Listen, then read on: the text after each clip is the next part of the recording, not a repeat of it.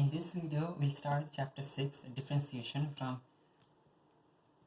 Pure Mathematics P3, and in this video we'll be discussing section 6.1. Now in this section we'll be learning how to differentiate sin x and cos x. But before we start the differentiating sin x and cos x, let's just revise the derivatives that you already know about. Okay, so the derivatives that you know about as of now are only the power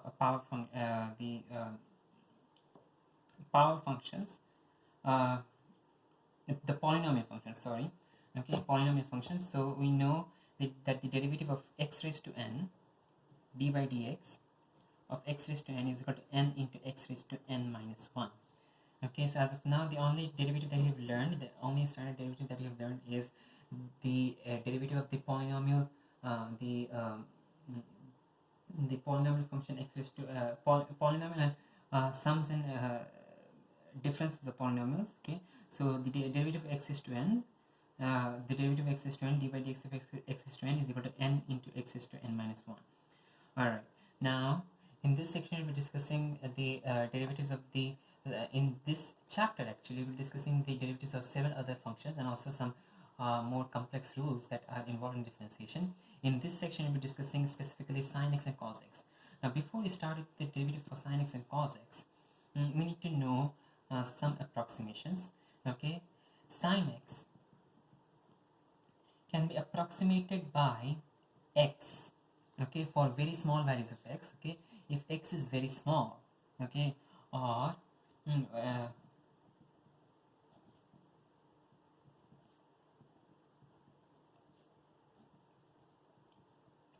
for very small values of x, sin x can be approximated. That's why we have this approximation sign. Notice that this is not an equal to sign. This is an approximation sign which looks like a wavy symbol, and sin x can be approximated by x.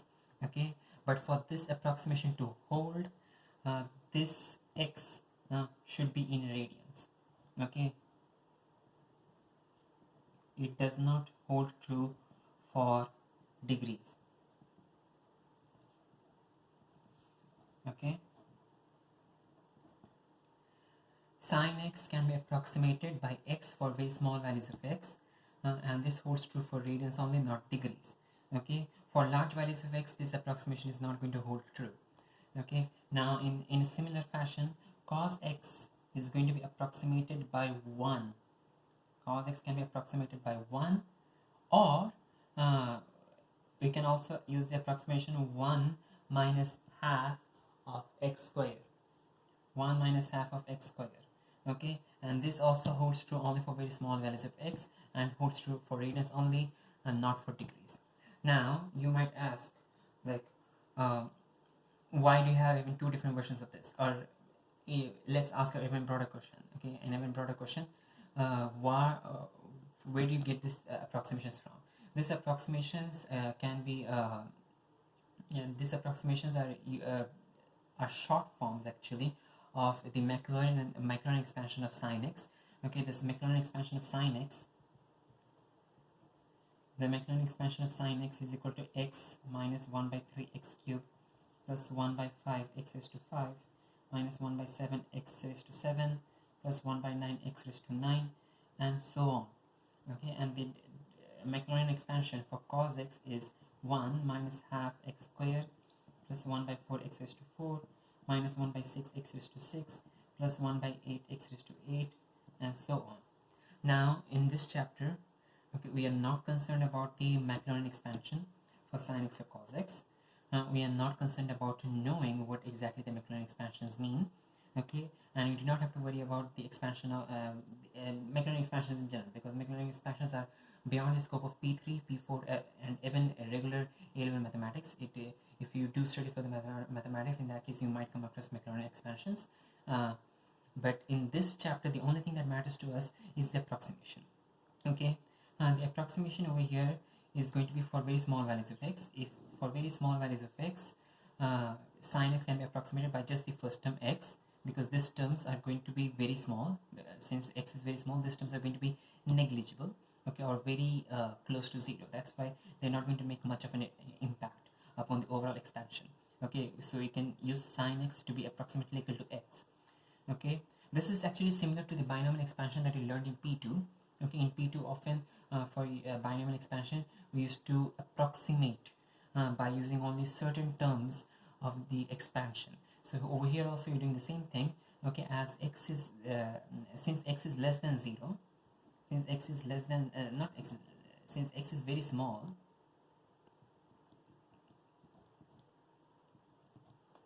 since x is very small, x cube is even going to be smaller than x raised to 5 is going to be smaller than x cube, x raised to 7 is going to be smaller than x raised to 5, and so the terms are going to go on becoming smaller and smaller in magnitude. Okay, so for very small values of x, sin x can thus be approximated by x. For cos x, again the same using the same argument. For very small values of x, x squared is going to be smaller, x raised to 4 is going to be even smaller, x raised to 6 is going to be even smaller, x raised to 8 is going to be even smaller. The terms go on decreasing in magnitude as we go down along the expansion, and so we can approximate cos x by either 1 or 1 minus half x squared. 1 is actually more than enough for us for the time being. So again, we are not concerned about the overall expansion. This thing is not part of our P3 syllabus. We are just concerned about the approximation for very small values of x. Okay, so sin x is approximately equal to x, cos x is approximately equal to 1 or 1 minus x, 1 minus half x squared. I mean, you could use both of them, but for the time being we'll move on to the 1 minus half x squared. And again, just to make sure that this works for only small values of x and holds true for radians only, not for degrees. Now let's start differentiating sin x. We'll start differentiating sin x from first principles. Now if you remember from P1, but from first principles,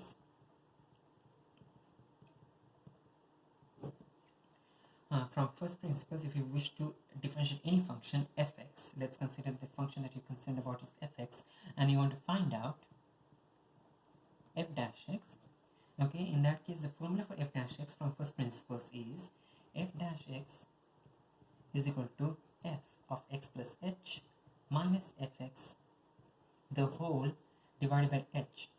Okay, f dash x is equal to f of x plus h minus f of x divided by h the whole, the limiting value of this expression as h tends towards 0. Okay, h becomes smaller and smaller. Okay, so as h becomes smaller and smaller, we are finding the value of this function in the this expression in the bracket.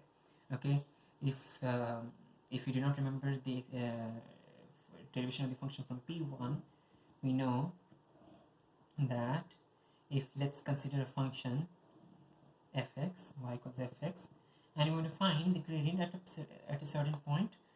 Let's name this point P. Okay, so if this point is P, usually the way we start the the gradient, the process for finding the gradient is that we draw a chord along the curve between 2 points on the curve. We draw a chord between 2 points on the curve. Okay, and let's consider this point to be x. Let's consider this point to be x plus h. Then this point is going to be having y coordinate fx, and this coordinate is point is going to have y coordinate f of x plus h. Okay, so now this point, this chord that we have connecting these 2 points, okay, this straight, it's a straight line, and therefore the gradient of the chord is given by f of x plus h minus f of x, which is the difference in the y coordinates, f of x plus h minus f of x, and then the difference in the y coordinates is simply h, because x plus h minus x is just h.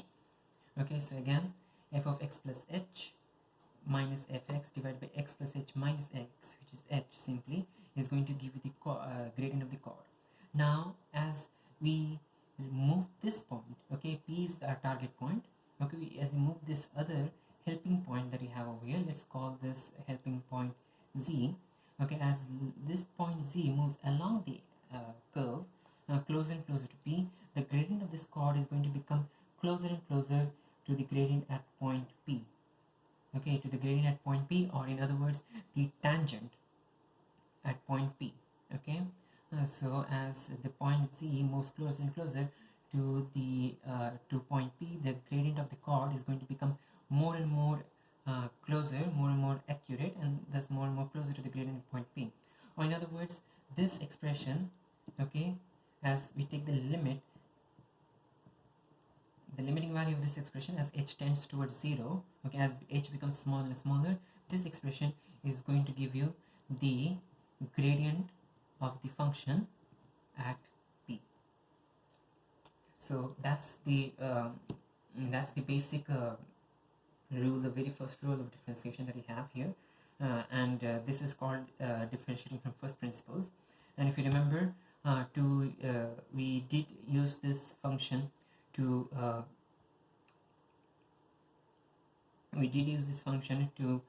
differentiate our to find the derivative of the function x square in P1, and also some other relatively easy functions. And in this section, we'll be discussing how we'll be showing how we can use the first principle formula to find the derivative of sin x and cos x. So let's continue. If in this case, for first principles, our function fx is equal to sin x. Our function fx is equal to sin x. Okay, and our derivative f dash x is the derivative of sin x. Okay, nothing new over here. Fx is equal to sin x, the derivative f dash x is equal to d by dx of sin x, and we are trying to find out an expression for d by dx of sin x. Okay, so let's substitute this into the formula that we have here. Okay, f dash d by dx of sin x is equal to the limiting value as h tends towards 0 for sin of x plus h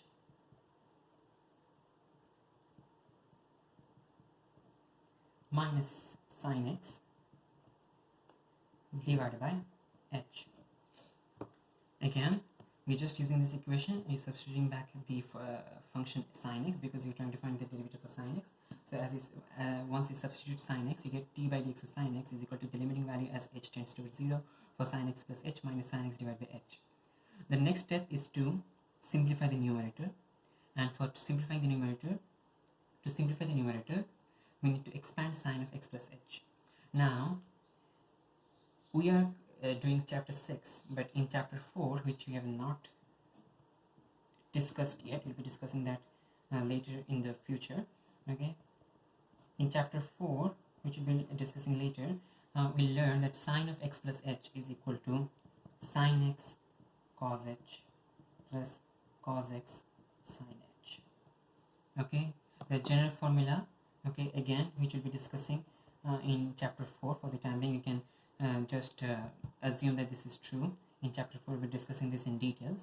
Okay, sin of a plus b is not equal to sin a plus sin b, but it is equal to sin a cos b plus cos a sin b. Okay, so sin of a plus b is equal to sin a cos b plus cos a sin b. It is not equal to sin a plus sin b. Okay, this is definitely not correct. Okay, sin of a plus b is not equal to sin a plus sin b. It is equal to sin a cos b plus cos a sin b. The same formula that we'll be learning in chapter 4, if you apply over here, sin of x plus h is going to be equal to sin x cos h plus cos x plus sin h. Substituting this expression back into this expression, we get the limiting value as h tends towards 0 for sin x cos h plus cos x sin h plus cos x sin h minus sin x divided by h. As of now, there is nothing, we have not done any approximation. Sin of x plus h, we have substituted that expression over here, sin of x cos h plus cos x sin h minus sin x. Now the next step that you're going to do is to use this approximation that you learned a few minutes earlier, okay, and use that over here. Okay, notice that in the first principles method, okay, the increment, that the difference that we have between p and z, it's very small. Okay, and we are going to make it even smaller and smaller. So as h tends towards 0, as h tends towards 0, or as h becomes more and more smaller, okay, sin h actually, okay, we're talking about h right now, okay, so as h tends towards 0, sin h is going to tend towards h, okay, and cos h is going to tend towards 1 minus, we could just use 1, but for the time being let's just continue with 1 minus half h square, okay, irrespective of which one you use, you'll be coming to the same solution. Alright, okay, as h tends towards 0, sin h tends towards h, and cos h tends towards 1 minus h half h square, okay, and this is true if h is in radians and h is very small, which is true because h is tending towards 0, so h is very small, it is becoming smaller and smaller, okay, we are going to take the limiting value for this, okay, as h is tending towards 0, sin h becomes closer and closer to h, and cos h becomes closer and closer to 1 minus half h square. Now we'll be substituting these expressions into our equation, into our expansion, and you notice that if we substitute these expressions into our expansion, we notice that dy dx of sin x is equal to the limiting value as h tends towards 0 for sin x is the same, it is cos h, which is getting approximated by 1 minus half h square, because h is the one which is small, okay, there is no we are not controlling x, h is the one which is small, the increment is small, okay, so since h is small, cos h can be approximated by 1 minus half h square, okay, so sin x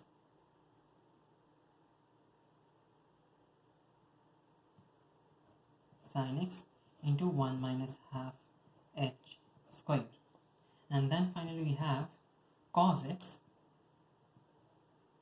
and sin h is going to be approximated, okay, and when you approximate sin h, we are going to replace it with h, okay, so cos x is cos x times h, and finally minus sin x gets copied down, okay, then we continue, the bottom is still, the denominator is still h. Now the next step that you're going to do is, notice that there is a sin x on this side, there is a sin x on the other side as well, I mean there are two sin x's on the same expression, okay, we're going to collect the like terms together, so sin x into this part remains the same, and then minus sin x, that will become a minus 1 in the bracket, okay, this is going to become a limiting value as h tends to 0 for sin x into 1 minus half h square minus 1, okay, again sin x, 1 minus half h square remains the same, and this is minus sin x, so if you take out the sin x, if you try to factorize the sin x, in that case you're left with minus 1 here, okay, the cos x does not change,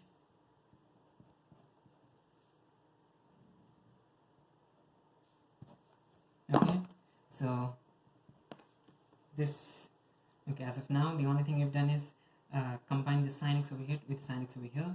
Now notice that in the bracket we have got 1 minus 1, so those two terms are going to cancel out each other, okay. Now the next step that we're going to do is break down this expression, okay, break down this expression because we have a plus over here, so we're going to break it down into two separate fractions, okay, so this becomes limiting value as h tends towards 0, okay, for sin x into minus half h square divided by h, and then over here on the other side you have the next term of the expression is cos x into h by h, okay, so the limiting value as h tends towards 0 for sin x minus h half h square, sin x times minus half h square divided by h plus cos x into h by h. So as of now these two, the only thing I've done is break this fraction into two parts. Now the next thing you're going to do is going to simplify this expression, so h and h cancel out, h and h can cancel out, over here h square and h can cancel out, and we are left with an h on the numerator, okay, so in this step we cancel out the h's, okay. Now the next thing you're going to do is break down the limit as well, so here you have a plus, okay, and you have got two expressions, okay, you're going to break down this limit, okay, and this becomes the limiting value as h tends towards 0 for minus h sine x by 2 plus the limiting value as h tends towards 0 for cos x. Again, okay, h and h cancels out, we have cos x. That cos x does not get changed. Okay, we have the plus which just copies down from the top, we have plus and the plus copies down. The limiting value for h tends towards 0 for sine x into this part of the expression simplifies to minus h by 2, so minus h by 2. Now notice that you have got two separate expressions for which you need to take the limit. For the second expression, if you notice, okay, the limiting value is h tends towards 0 for cos x, but in the expression we actually do not have any h. There is no h here. Okay, or in other words, the limiting value as h tends towards 0, okay, the limit actually does not affect this expression. This expression is going to be simply cos x. On the other hand, okay, over here we do have an h, and as this tends towards 0, h is going to become 0, and thus this entire expression is going to become 0. Alright, again once more, okay, on this side of the expression we do not have any h, and thus this is simply going to be cos x. This h is going to become 0, and thus the entire expression becomes 0, and the final answer is cos x. Or in other words, we have our first derivative, d by dx of sine x is equal to cos x. Okay, the derivative of sine x is cos x. If y is equal to sine x, this is the other way of writing it. Okay, if y is equal to sine x, in that case dy by dx is equal to cos x. Okay, the derivative of sine x is cos x. Now in a similar fashion we can find out the derivative of cos x. Okay, so again we are starting from first principles, so d by dx of cos x. Okay, you're going to find the derivative of cos x in this procedure, in this working. Okay, d by dx of cos x is going to be equal to, back again we are going to apply our first principles. Okay, and so d by dx of cos x is equal to the limiting value as h tends towards 0 for cos of x plus h minus cos x divided by h. Okay, nothing different over here, we're just applying the first principles. So the limiting value is h tends towards 0 for cos of x plus h minus cos x divided by h. Now the next step is to expand the cos x expression. The next step is to expand the cos of x plus h expression.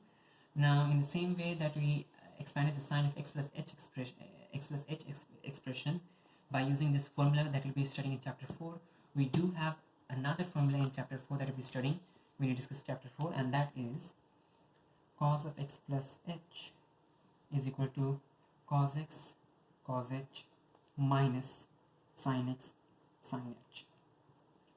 The general form of this formula is cos of a plus b is equal to cos a cos b minus sin a sin b. It is not equal to cos a plus cos b. Okay, now cos of a plus b is not equal to cos a plus cos b, but it is equal to cos a cos b minus sin a sin b. We'll be discussing this in more details in chapter 4. For the time being, we'll apply this formula with cos of x plus h, and cos of x plus h is equal to cos x cos h minus sin x sin h. We'll be substituting this back into our expression, and you get the limiting value as h tends towards 0 for cos x cos h minus sin x sin h minus cos x. Okay, the last cos x, don't forget the last cos x, it just gets copied down. Okay, and then we have finally the h over here. Now the next step is to use the approximation. As h tends towards 0, we know that cos h is going to tend towards 1 minus half h squared, and sin h is going to tend towards h.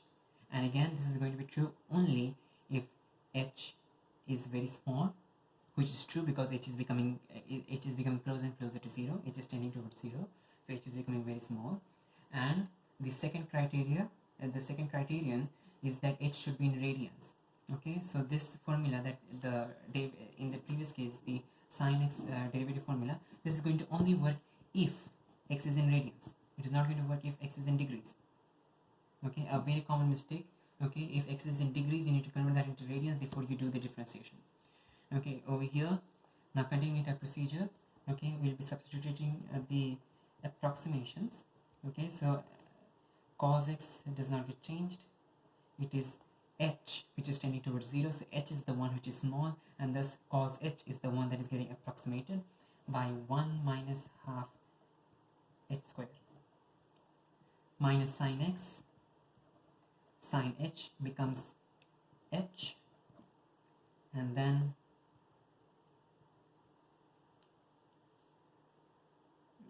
this is actually approximation signs.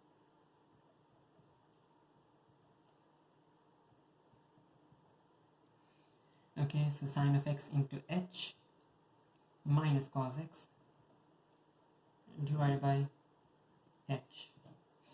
Now the next step is to notice that there is a cos x here, there is a minus cos x here, so the next step is to combine the like terms together. Okay, so we get, okay, the limiting value as h tends towards 0 for cos x. In the bracket we have 1 minus half h square. Okay, that copies down, and then this one, if we factorize cos x out of this, you'll get minus 1, so we have minus 1 here. Okay, and then you have the minus sin x into h. Okay, that thing just copies down, divided by h. Okay, now, okay, notice that the 1 and the minus 1 are going to cancel out each other. Okay, we have now minus half h square in this expression. The next step is that we're going to break this fraction down. We have a subtraction here, a minus sign here. We're going to break this fraction down, so we get, okay, we're not just we're going to break the fraction down, and also we're going to break the limit. Okay, so we're going to apply the limit to both the terms separately. So we get the limiting value as h tends towards 0 for cos x into minus half h square divided by h minus, okay, the minus is from here, minus, okay, the limiting value as h tends towards 0 for sin x the whole times h divided by h. Alright, now notice that in the same way that in the previous example we had, okay, the h and the h cancel out, the half h, the h square and the h cancel out, leaving an h on the top. Okay, and in the same way that we had in the previous example, notice that in the second expression there is no h left, or in other words, this expression does not depend on h anymore. We just have sin x. Thus the limiting value as h tends towards 0, the limit does not affect the sin x, and thus we just simply have minus sin x. On the other hand, this expression, we do have an h left. Okay, we have cos x, we have minus half, we have h. Okay, so we have cos x, we have minus half, we have h, and as h tends towards 0, this h is going to become 0, or in other words, this entire expression is going to become 0. Okay, so as you take the limit as h tends towards 0, this h is going to become 0, the entire expression becomes 0, we get 0 over here, and thus this is 0 minus sin x, or in other words, this is minus sin x. Okay, so that's your second derivative. Okay, not the second derivative, that is the derivative for cos x. Okay, so the derivative for cos x is minus sin x. Alright, now to summarize the entire procedure, summarize the results. Okay, d by dx of sin x is equal to cos x, and d by dx of cos x is equal to minus sin x. Okay, again, the derivative of sin x is cos x, the derivative of cos x is minus sin x. Do not forget the minus. Okay, and this is only true if x is in radians. If x is in degrees, you need to convert that into radians before you do the differentiation procedure.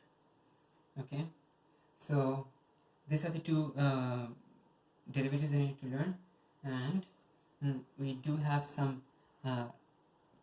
additions to this. So let's consider if we have sine of kx and we want to find the derivative of sine of kx, we are simply going to have the coefficient multiplied to the function. Okay, so it is going to be k cos kx. Okay, the derivative of sine kx is k cos kx. Okay, the function just gets copied, the cos x becomes cos kx. Okay, and then you have the coefficient multiplied to the entire expression. And in a similar way, okay, dy dx of cos kx is going to be equal to minus k sin kx. Alright, again, so if if y is equal to sine kx, the derivative is going to be dy by dx equals k cos kx. If y is equal to cos kx, in that case dy by dx is going to be minus k sine kx. Alright, the proofs that were shown in the previous in the proofs that were shown, you need to actually know those proofs, because those proofs are important and they might be asked in the examination. Now let's consider an example, okay, how to apply this derivatives in differentiation problems. Let's consider example 3 on page 124, and this question they have y is equal to half x minus cos 2x, and you need to find the stationary points. Y is equal to half x minus cos 2x, and you need to find the stationary points on this curve. Okay, we know from P2 mathematics that the stationary points, okay, you know from P2 mathematics that the stationary points are points where the gradient is equal to 0 or dy by dx is equal to 0. Okay, dy by dx is equal to 0, and thus we are going to find the derivative of this function. The derivative of this function. So if y is equal to half x minus cos 2x, in that case dy by dx is going to be, the derivative of half x is going to be simply half, okay, because this is x, the derivative of x is simply 1, okay, and the derivative of cos 2x, okay, is going to be minus 2 sine 2x. Again, okay, the derivative of cos kx is minus k sine kx, so the derivative of cos 2x is minus 2 sine 2x. Do not forget the minus. The cos always has the derivative of cos always has a negative sign attached to it, okay, and do not forget that the coefficient 2 also needs to be repeated outside the function, okay, and then cos 2x is replaced by sine 2x over here. Okay, so this minus comes from the differentiation. This minus was already present in the function. Okay, do not mess up the number of minuses that we have. Okay, always be careful, and to help you be careful, always use brackets. That way you'll be able to keep track of where the minuses are and where the minuses have come from. Okay, so half of half minus 2 sine 2x, which is the derivative of cos 2x, is equal to 0. And to solve this equation to find x, okay, so if you solve this equation, you get half plus 2 sine 2x is equal to 0. Half plus 2 sine 2x is equal to 0, and then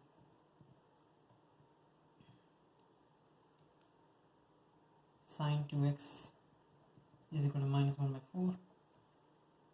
Sine 2x is equal to minus 1 by 4, and thus 2x, okay, is going to be equal to the arc sine value, the inverse sine value for minus 1 by 4.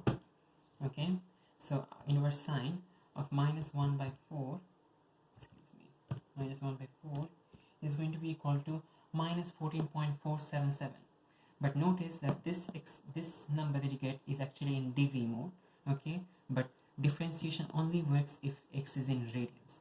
Thus this answer is not acceptable. We need to find the radian answer. So change the calculator, and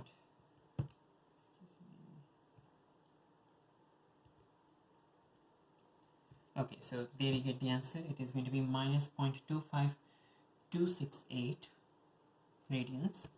Okay, 2x is equal to minus 0.25268.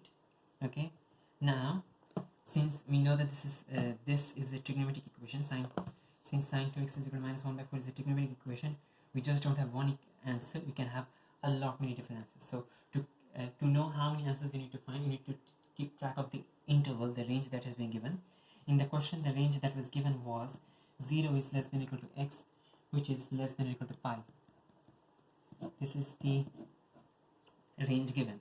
Now in our equation though, the equation that we're solving, we had 2x, so we need to find the modified range. Okay, so the modified range for this expression is going to be 0 is less than or equal to 2x, which is less than or equal to 2 pi. Or in other words, you need to find all answers between 0 and 2 pi when you solve this equation.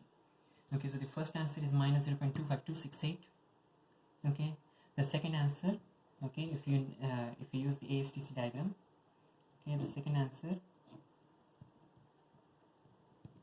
okay, if the first answer is theta, the second answer is going to be pi plus theta, sorry, pi minus theta, excuse me, pi minus theta. So we'll be doing pi minus, yeah, pi minus this answer over here, pi minus the answer. So let's consider that pi minus the answer gives you 3.394 radians, 3.394 radians. Now once you get the first two answers, the rest is going to be simply add and subtract 2 pi. Okay, so let's add 2 pi to this first answer, and you notice that you get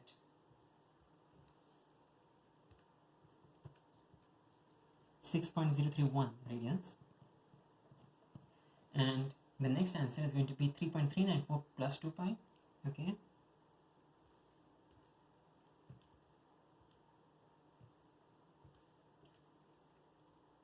(3.394 plus 2 pi), and that's going to be 9.677 radians. Okay, now are all these answers in the range, or do you need to find any answers, subtract any, remove any answers? To know that, notice that our range is 0. Okay, so the lower end is 0, thus the negative answer is minus 0.25268 is going to get out. Okay, the higher end is 2 pi, and in numerical form 2 pi is simply 6.283 radians. So since 6.031 is less than 6.283, that is acceptable, but 9.677 is outside the range, and that gets out. So you get two answers, 3.394 and 6.031, and that is equal to 2x. We need to find x. Okay, and x is therefore equal to 3.394 and 6.031. Okay, one thing important is that, again, when you're differentiating, your angles should be always in radians. Okay, degrees are not acceptable in differentiation. If you do have degrees, convert them into radians before you start with, continue the differentiation procedure. Okay, so you get x. Now our question was to find the stationary points. We found the x values. Let's continue to find y. Okay, so the first answer, you get half of 3.394 minus cos of 2 times 3.394, and the second answer is half into 6.031 minus cos of 2 times 6.031. Okay, or in other words, the answers we get are, okay, if we talk about 3.394, you get 5 into 3.394 minus cos, make sure that the calculator is in radians, okay, because the answers we got were in radians. 2.2 into 3.394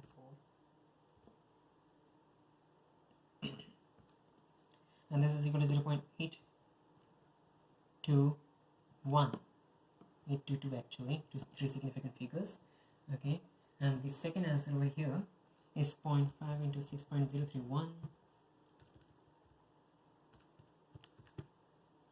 minus cos 2 times 6.031.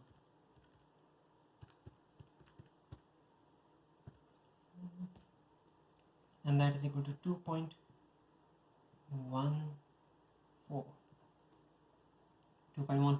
to 3 decimal places.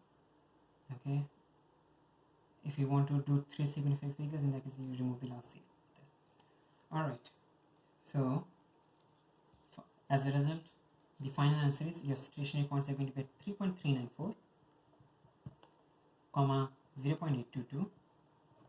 Okay, 3.394, 0.822, and then the second answer, the second stationary point, is going to be 6.031 comma 2.14. Alright, okay, so this gives you stationary points. Now let's consider, okay, even though the question in example 3 on page 124 does not ask you, are this maximum or minimum points? To know whether these are maximum or minimum points, we're going to apply again what we learned in P2, and in P2 we learned that to know whether these are maximum, minimum points, or points of inflection, we need to find out the value of d squared y by dx squared. Okay, or in other words, you need to differentiate the dy by dx function once more. So the dy by dx function over here, okay, is equal to half minus 2 sine 2x okay, or half plus 2 sine 2x. Okay, when you simplify this, it becomes half plus 2 sine 2x. We're going to differentiate this expression. Okay, so we get d squared y by dx squared is equal to, the derivative of half is 0. Okay, the derivative of any constant is 0, so the derivative of half over here is 0, and then the derivative of 2 sine 2x is going to be equal to 2, and then this 2 is the coefficient 2. Okay, the 2 coefficient over here, that remains the same, it does not get affected. And then we have the derivative of sine 2x, which is equal to 2 cos 2x. Again, once more, 2 sine 2x, the 2 coefficient remains the same, and then the sine 2x, okay, gets differentiated, and you get 2 cos 2x, because the derivative of sine kx is equal to k cos kx. Okay, so 2 into 2 cos 2x, which is equal to 4 cos 2x. Now, okay, you need to substitute our x values. Okay, the first one, if x is equal to 3.394, in that case d squared y by dx squared is equal to 4 into cos of 2 times 3.394. Let's find out the answer. 4 into cos of 2 times 3.394,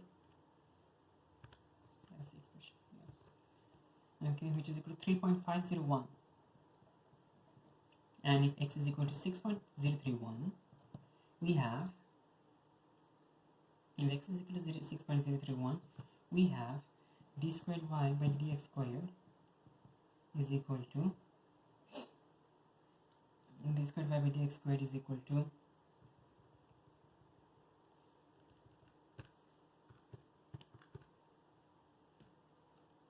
3.501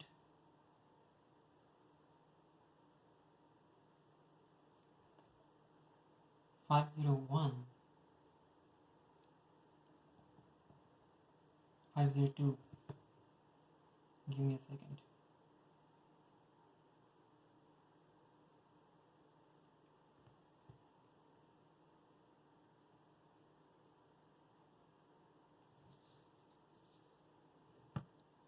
So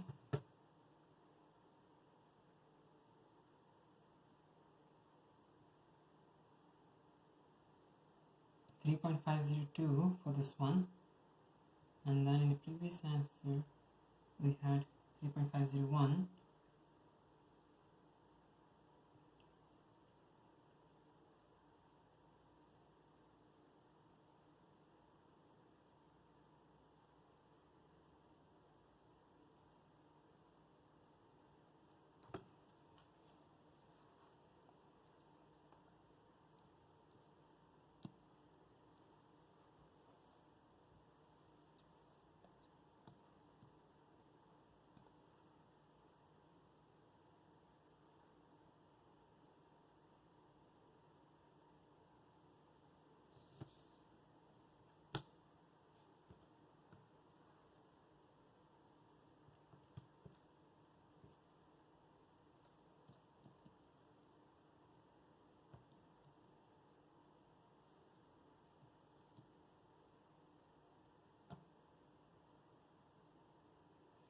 Okay, I noticed with the mistake that I've done. Okay, so the mistake that I've done is actually here. I forgot to divide both the numbers. Okay, so okay, since okay, so 3.394, we are supposed to actually divide them by 2, but I forgot to divide them.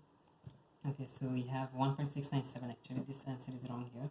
1.697, and this over here, okay, is equal to, this over here is equal to 3.016. Okay, so replace them. Okay,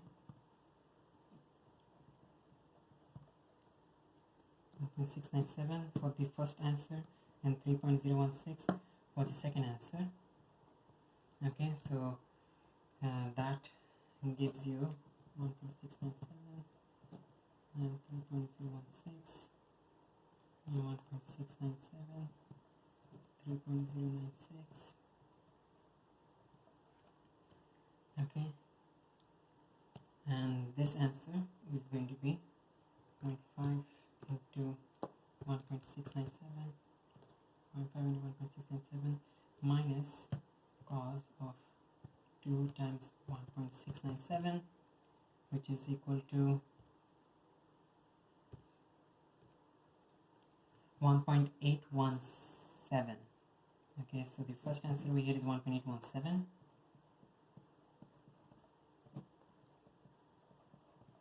And the second answer over here is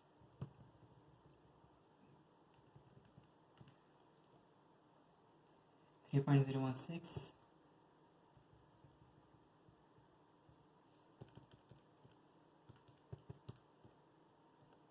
which is 0.539. Okay, so these are actually your stationary points. I made a mistake earlier. These are your stationary points. Now, finding the d squared by dx squared value, we have 4 into cos of 2 times 1.697, which is equal to finally, minus 3.873, and this one is going to be equal to 2.3016, excuse me, 2.3016 actually, 3.016, and that is going to be equal to 3.874. Alright, so since the d squared by dx squared value is negative for the first one, the first stationary point that you get is a maximum. Okay, this is nothing new, it's all P2 stuff. Okay, so the first stationary point is maximum because the d squared by dx squared value is negative. The d squared by dx squared value is positive for the second stationary point, and thus the second point is a minimum. Now, even though I did a mistake, the reason I figured out that I did a mistake was because of this values over here. Okay, initially I got both of them positive, which means both of them are minimums, but it is not possible for two minimums to be following one another. Okay, you need to have either a point of inflection or a maximum point, definitely, okay, between two minimum points, and thus that's how I figured out the mistake that I made.